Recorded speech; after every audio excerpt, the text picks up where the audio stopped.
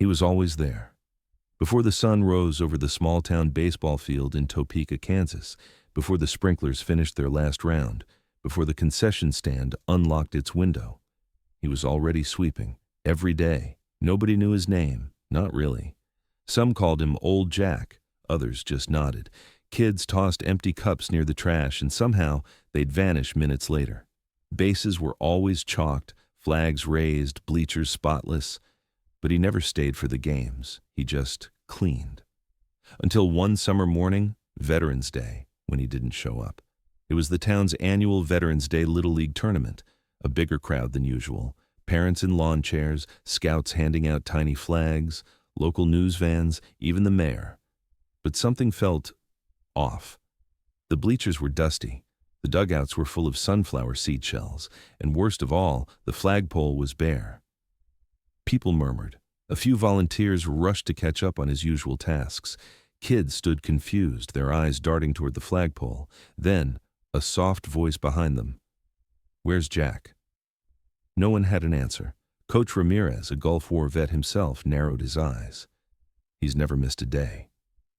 He set down his clipboard, grabbed his truck keys, and headed off. First stop, the diner where Jack usually sipped coffee after cleaning. Empty booth. Second, the hardware store where he bought bleach and rags. Clerk hadn't seen him. Third, the VA clinic. A nurse smiled sadly. "Room 7, she said.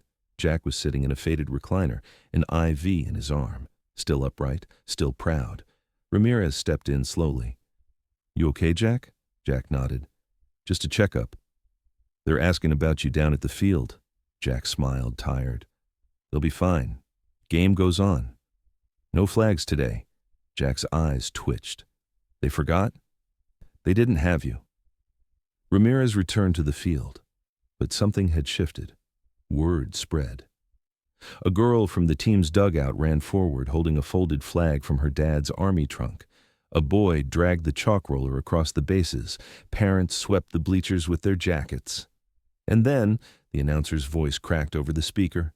"Today's game is dedicated to Jack, the man who never missed a morning, a veteran himself, a man we all owe." There was a pause, and then the entire field stood. Hats came off, hands over hearts. They sang. The anthem rose into the summer sky, not just for the country, but for the man who cleaned it, honored it, and never asked for recognition. Jack, miles away in a clinic recliner, closed his eyes and listened to the echo of their voices. He didn't cry, but his hand slowly came up, and he saluted. But the story didn't end there. In the weeks that followed, the town started to ask questions. Who was Jack, really?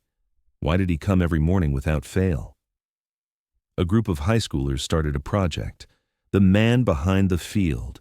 They interviewed Coach Ramirez, old shopkeepers, even the VA clinic nurses. What they uncovered stunned them. Jack wasn't just a veteran, he was a decorated combat engineer from the Korean War. Silver Star, 2 Bronze Stars, Purple Heart, but he never mentioned it. His records had been archived and forgotten, stored in dusty government files. The local newspaper ran a full-page story, photos from 1952, blurry but undeniable. Jack, in full combat gear, helping evacuate wounded soldiers under fire. A museum curator contacted the town. "We want to preserve his story," she said. A flagpole was installed with a new plaque. "In honor of Jack, the quiet guardian of Topeka Field." And for the first time in decades, Jack was invited to stand in front of a crowd. He was frail now, could barely hold the cane in his left hand. But when he stepped onto the field, the crowd erupted. Not for a celebrity, not for a politician, but for a man who swept the dirt, raised the flag, and served his country, all without ever asking to be seen. And this time, he stayed for the game. He sat behind home plate, watched every pitch, smiled when the kids ran the bases, tipped his cap to every player who saluted him. And when the final out was called, the announcer spoke just 6 words. "Thank you for keeping us clean." Jack looked up, eyes glassy. "I just did what I could," he whispered. The morning after the ceremony, Jack didn't return to the field. He didn't need to, because everything had changed. The kids now raced to chalk the lines. Parents came early with brooms. Flags were raised by little hands with big respect. But Jack still watched, from the diner now, with a warm cup of coffee and a clear view through the window. He smiled. Until one afternoon, a black sedan pulled up to the diner and parked quietly. Two men stepped out. One wore a dress uniform. The other had the insignia of a military historian. They were looking for him. "Mr. Whitaker?" Jack blinked. "Haven't heard that name in a while." The officer extended his hand. "Colonel Reed. We're with the U.S. Army Historical Preservation Office. We'd like to talk." Jack hesitated, then nodded. "Go ahead." They sat across from him, papers in hand. "You were part of Operation Crazy Horse, 1952.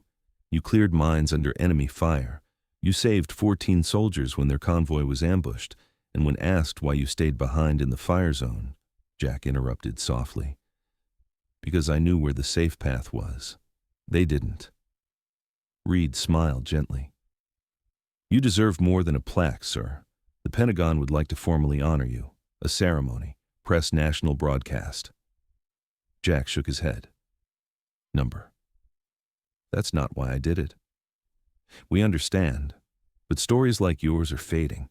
We'd like the next generation to know." Jack sipped his coffee, staring out at the baseball field. "Only if it's there. At that field. No suits, no speeches, just kids playing."